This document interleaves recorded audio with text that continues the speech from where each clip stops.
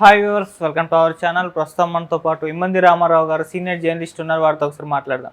Sir నమస్కారం. Sir నమస్తే బాబు. Sir ఇవాళ చంద్రబాబు గారి ప్రమాణ స్వీకారం జరిగింది. అదే స్టేజ్ పైన పవన్ కళ్యాణ్ గారు కూడా ప్రమాణ స్వీకారం చేయడం చూసాము. సో ఈ ఈవెంట్కి అయితే చిరంజీవి గారు చీఫ్ గెస్ట్గా వచ్చారు. ఆయన చూసాం చాలా ఉద్వేగపూరితంగా ఈవెన్ పవన్ కళ్యాణ్ గారు మోదీ గారిని తీసుకొచ్చి ఆయన దగ్గరికి తీసుకొచ్చినప్పుడు కూడా చాలా ఉద్వేగభరితం అయిపోయారు సార్. సో ఈ నేపథ్యంలో మరో వార్త ఆయన గురించి సోషల్ మీడియాలో చర్చించుకుంటున్నారు. ఆయన కూడా పొలిటికల్ ఎంట్రీ ఇవ్వచ్చేమో ఫ్యూచర్లో అన్నట్టుగా మాట్లాడుతున్నారు. మళ్ళీ చిరంజీవి గారు రాజకీయాల్లోకి రాబోతున్నట్టు కూడా వాళ్ళ అభిప్రాయపడుతున్నారు సార్. మరి వచ్చే ఛాన్స్ ఏమన్నా ఉందంటారా సార్?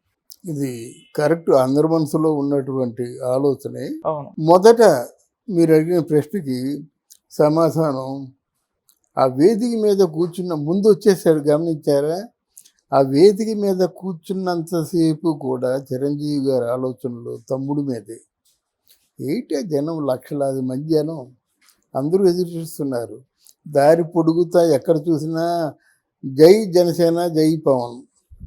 అవన్నీ ఇదని చిన్నప్పటి నుంచి కూడా కన్న కొడుకులా పెంచాడు గనక అది పితృవాత్సల్యం లాంటిది మాట ఆయన పొందాడు అనుభూతి. తర్వాత ఎప్పుడైతే మోడీ కూడా, నేను బాగా గమనిస్తున్నాను, మోడీ కూడా చంద్రబాబు నాయుడు పవన్ కళ్యాణ్ వచ్చినప్పుడు చాలా గర్వంగా ఫీల్ అయ్యాడు. ఎందుకు గర్వంగా ఫీల్ అయ్యాడంటే, పవన్ కళ్యాణ్ పడ్డ బాధలన్నీ ఒక్కసారి గుర్తుకు వచ్చి ఉంటాయి. పవన్ కళ్యాణ్ పార్టీ పెట్టడం ఇష్టం లేదు, రాజకీయాల్లో తిరగడం ఇష్టం లేదు, వచ్చిన డబ్బంతా ఖర్చు పెట్టడం ఇష్టం లేదు, చివరికి పవన్ కళ్యాణ్ పిల్లల పేరున డిపాజిట్ చేసిన డబ్బు కూడా ఖర్చు పెట్టడం ఇష్టం లేదు అన్నమాట. ఇవన్నీ ఇష్టం లేని పనులే. ఇంట్లో పక్క తల్లి ఏడుస్తుంది, మరి వాడు చిన్నప్పుడు అంత బలమైనడు కాదురా, అనారోగ్యంతో ఉండేవాడు, ఏమిటి ఎంటనక వాననక ఈ రాజకీయాలు కదా ముంచేస్తారని చెప్తుంటే ఇన్ఫ్లుయెన్స్ అవుతారు ఎవరైనా. నాగబాబు కూడా అదే చెప్పాడు. ఎందుకు వచ్చింది ఈ రాజకీయాలు మనకి? ఇండస్ట్రీలో, తెలుగు ఇండస్ట్రీలో ఎవరు అవునన్నా కాదన్నా జనసేన పవన్ కళ్యాణ్కు ఉన్నటువంటి ఫాలోయింగ్కి ఆయన సినిమా రజనీకాంత్ సినిమా లాగా ఓడిపోయినట్టయితే హిట్, ఏమాత్రం బాగుందన్నా సక్సెస్, ఇంకా చాలా బాగుందంటే అత్తారింటి ఇలా సూపర్ హిట్, ఆ రేంజ్లో ఉన్నాడు. మరి దాన్ని అనుభవించకుండా ఎందుకు ఇలా పిచ్చి పనులు చేస్తున్నాడు? తనకు తోచింది తను చేయడమే తప్ప ఎవరైనా చెప్పింది విండ కదా అనేటువంటి బాధతో ఉండేవాడు అన్నమాట. నేను ప్రజారాజ్యం పెట్టాను, ఎందుకు అభాస్పాలు అయిపోయాను కదా, చివరికి మెర్చి చేశాను కదా. ఆ మెర్చి చేసినప్పుడే నా తమ్ముడికి నాకు అభిప్రాయ భేదాలు వచ్చాయి కదా. ఇవన్నీ ఆయన చుట్టూ తిరుగుతూ ఉంటాయి కనుక ఎందుకు ఇలాగ కోరి సజ్జనం చేర్చుకుంటున్నాడు, కొరుగుతో తలగొక్కుంటున్నాడు అనే భావంతో ఉన్న చిరంజీవి ఎప్పుడైతే ఈయన మీద చంద్రబాబు నాయుడు అరెస్టు చేసినంత వరకు ఒక దశ, చంద్రబాబు నాయుడిని అరెస్ట్ చేస్తే ఆయన ఎవరూ పలకరించకుండా, ఆయన ఎవరూ పరామర్శించకుండా ఉన్న తరుణంలో నేనున్నాను అంటూ జగన్మోహన్ రెడ్డి తాలూకు ప్రభుత్వం తాలూకు ఆగడాలు అంటే అక్రమాలు, దౌర్జన్యాలు, వీటన్నిటినీ ఎదుర్కొంటూ వెళ్ళి భువనేశ్వరికి ధైర్యం చెప్పి, లోకేష్కి ధైర్యం చెప్పి, చంద్రబాబు నాయుడికి నేను ఉన్నాను అని చెప్పి బయటకు వచ్చి పొత్తులు అనౌన్స్మెంట్ చేసేసరికి పవన్ కళ్యాణ్ తాలూకు రాజకీయ ప్రభ ఒక్కసారి గుప్పు మందమాట.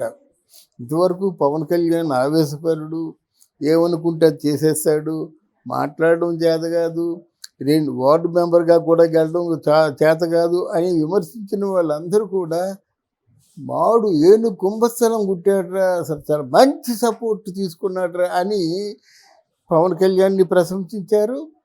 ఎట్ ది సేమ్ టైం 44 సంవత్సరాల రాజకీయాల్లో అనుభవం ఉన్న చంద్రబాబు కూడా మాకు జవసత్వాలు లేకుండా అలా ప్రాణం పోయే దశలో మమ్మల్ని వచ్చి ఆదుకున్నందుకు నీ జన్మ మర్చిపోలేననే మాట చంద్రబాబు నాయుడు చేత అనిపించుకున్నాడు.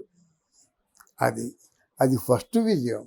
రెండవది ఏంటంటే, మోదీ అంటే చంద్రబాబు నాయుడు పడదు, చంద్రబాబు నాయుడు అంటే మోదీ పడదు. పవన్ కళ్యాణ్ అక్కడ ఏం ఆలోచించారంటే, ఓట్లు చేలనివ్వను అనేది ఒకటైతే, లేదు బీజేపీ, తెలుగుదేశం, జనసేన ఈ 3 కలిసి ఉంటే ఎన్నికలు సజావుగా సాగుతాయి కానీ నిజంగా చాలా మరి ఏ దేవుడు పుట్టించాడో ఆ ఆలోచన కానీ దాని మోడీ కూడా సంసిద్ధం వ్యక్తం చేయలేదు. పవన్ కళ్యాణ్ ఇక్కడ తెలుగుదేశం పార్టీ చంద్రబాబు నాయుడు కూడా సంసిద్ధం వ్యక్తం చేయకపోతే ఇంత చిన్న వయసులో మధ్యవర్తిగా వెళ్ళి వాళ్ళ మధ్య సమన్వయం చేకూర్చి ఎట్టకేలకు బీజేపీ, తెలుగుదేశం, జనసేన కూటమిగా పోటీ చేస్తుంది అని అనడం అది చాలా గొప్ప అవసరం మాట. నిజంగా బీజేపీ కూటమిగా పోటీ చేయకపోతే ఎన్నికల్లో ఇంకెలాంటి పరిణామాలు చోటు చేసుకునేదో మనం చెప్పలేము. కానీ ఇప్పుడు అలా కాదు. ఎన్ని ఎలక్షన్స్, పోలీసు బందోబస్తు ఇవన్నీ చిన్న చిన్న గొడవలు జరిగినప్పుడు కూడా సక్సెస్ఫుల్గా జరిగిపోయింది. ఇవన్నీ కూడా ఉంటుంది కదా, అన్నయ్యగా ఉంటుంది కదా. తర్వాత భారతదేశాన్ని గడగడలాడించిన మోడీకి పవన్ కళ్యాణ్, చంద్రబాబు నాయుడు ట్రంప్ కార్డులు అయ్యారు. చివరి దశలో ఆల్మోస్ట్ కూటమిలో ఉన్న పుణ్యానికి మోదీని గట్టెక్కించేటువంటి అవకాశం వాళ్ళకి కలిగింది. ఇవన్నీ వాళ్ళ అన్నయ్య ఫేసులో కనిపిస్తాయి మనం చదవగలిగితే. అలాంటి వ్యక్తి రజనీ పక్కన సమూజీలు, అక్కడ సూపర్ స్టార్ అయినా ఇక్కడ మెగాస్టార్ అయినా ఆ వేదిక మీద గౌరవించడమే చాలా గొప్ప. అటువంటిది మోదీని తీసుకొచ్చి చిన్నపిల్లలాగా పవన్ కళ్యాణ్ తీసుకొచ్చి చిరంజీవిని కావలించుకొని చిరంజీవిని తర్వాత ఏంటంటే గట్టిగా పట్టుకొని నిన్ను మించిపోయే నీ తమ్ముడు అని చెప్పినప్పుడు ఏ తండ్రికైనా జలజల కన్నీరు కారిపోతుంది. అంతేకాకుండా ఇక్కడ పవన్ కళ్యాణ్, మోదీ, చిరంజీవి ముగ్గురు విజయకేతనాలు ఎగరేశారు. విజయకేతనం అంటే చెయ్యి పైకెత్తి జై కొట్టడం అన్నమాట. అది ఎగరేశారు, అందరూ చూశారు. తర్వాత మళ్ళీ ఇంకోసారి చిరంజీవిని కావలించుకున్నాడు. అప్పుడు చిరంజీవి తట్టుకోలేక గుండె పగిలేలాగా పాప ఆ ముఖంలో ఇంత గంభీరంగా ఉన్న చిరంజీవిని, అంటే చిన్నప్పుడు చిరంజీవి గారి చేతుల్లో పెరిగినటువంటి పవన్ కళ్యాణ్ వీడైనా ఎంత పెద్దోడు అయ్యాడు. ఇప్పుడు ఎందుకంటే టోటల్ క్రెడిట్ అంతా చిరంజీవికి, సురేఖమ్మకే దక్కుతుంది.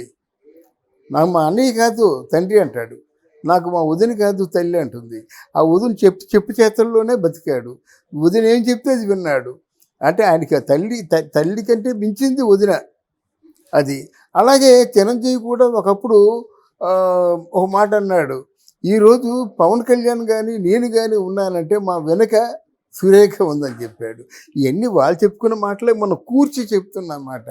దాంతో తను తట్టుకోలేక ఈసారి అప్పుడు సురేఖమ్మ మొహం చూడాలి. అలా కళ్ళు తుడుచుకుంటుంది, తన్మయత్వంగా ఫీల్ అవుతుంది. ఒక పక్క అన్నా నిజనో ఏడుస్తుంది, ఒక పక్క ఆద్య చప్పట్లు కొట్టేస్తుంది. ఎంతకంటే కన్నుల పండు ఏముంటుందండి. గనక చాలా అద్భుతమైన ఘట్టం అది. దానికి ఏంటంటే అందరికీ కూడా మొన్న చిరంజీవి ఇంటికి వెళ్ళినప్పుడు అన్న పాదాలకి, వదిన పాదాలకి నమస్కారం పెట్టినప్పుడు ఎటువంటి ఉద్వేగం ప్రేక్షకులకు కూడా కలిగిందో ఇప్పుడు కూడా అటువంటి ఉద్వేగమే కలిగింది. ఇక మీరు అడిగిన ప్రశ్నకి సమాధానం నేను చెప్తున్నాను ఇవాళ. చిరంజీవి సినిమాలు చేస్తాడు, కానీ ఉన్నతమైనటువంటి ఒక పదవి మాత్రం చిరంజీవిని వరిస్తుంది తొందరలో. చిరంజీవి సినిమాలు చేయడం మానేడు, కానీ ఆయన గౌరవానికి, ఆయన స్థాయికి, ఆయనకున్న పద్మవిభూషణ్ అవార్డుకి తగ్గట్టుగా కేంద్రం నుంచి మంచి ఒక విలువైన పదవి వస్తుందని మనం ఘంటాపదంగా చెప్పొచ్చు. అందుకు మోదీ కూడా సుముఖంగా ఉన్నాడు.